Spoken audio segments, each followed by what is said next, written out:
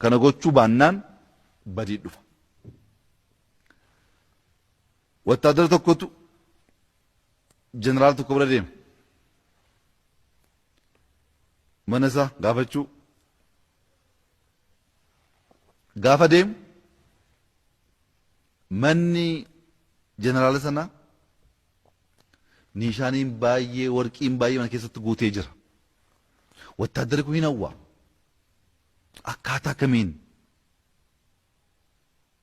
badhaasa amma kana argachuu dandeesse akka kee kana badhaafamuun barbaadaa jedhaan na gorsi karaa natti agarsiisi gorsa kee dhaggeeffadheen karaa kee irra deemeen akka kee kanatti badhaafamuun barbaadaa jedhaan. Jeneraalis bishaan burcuqqoo tokko keessa guuteetu bishaan kana qabadhuuti tabba gama san jiru naanna'e kottuu amma adeemtee deebitutti bishaan xiqqoo tokko asirraa buutee jennaan karaa irratti namoonni snaayiparii qabatanii si eeggatan jiru si dhahanii si ajjeesu jedha. Bishaan guuteera xiqqoon tokko irraa bu'uun qabdu osoo hin bu'in deemi naanna'e kottuu jedhaan. Buunaan garuu si dhabamsiisu jedhaan.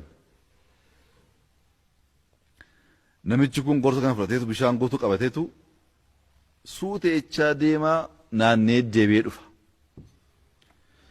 Gaafa deebi'ee dhufuu jeneraal bira ga'u bishaan kun waan tokko hin taane. Jeneraalichi gaaffii gaafata. Akkuma karaa jalqabdeen karaa mirgaatiin dooroonni babbareedduu wayii sirba sirbaa turte agartee taa'eedhaan wattaaddarris hin agarreen waan tokkoyyuu eessatteedhaan hin agarree tabba sana jala immoo namoonni wayii eeboo baatanii sitti darbachuuf dhaabbatanii turanii agartee taa'eedhaan anuun agarreedhaan achii gaafa deebitu karaa bitaa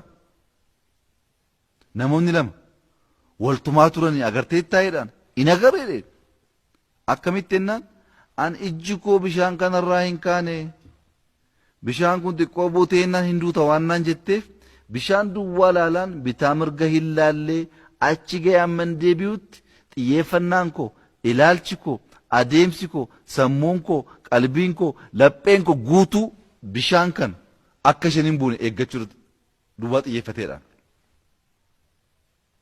Namichis gorsi koo kana jedhaan xiyyeeffannaa mul'ata kee irratti ija kee mul'ata kee irratti keesseennaan bitaa mirga laalin bitaa mirga olaalte mul'anni kee sun hin badaa bitaa mirga olaalte karoora kee sun hin badaa galmaan ga'uu hin dandeessu mul'ata qabatte sana qabatte ijji kee lapheen kee sammuun kee guutuu irratti ta'eennaan fiixaan ba'uu hin dandeessaa na caalaa badhaafamuu dandeessaa jedhaan.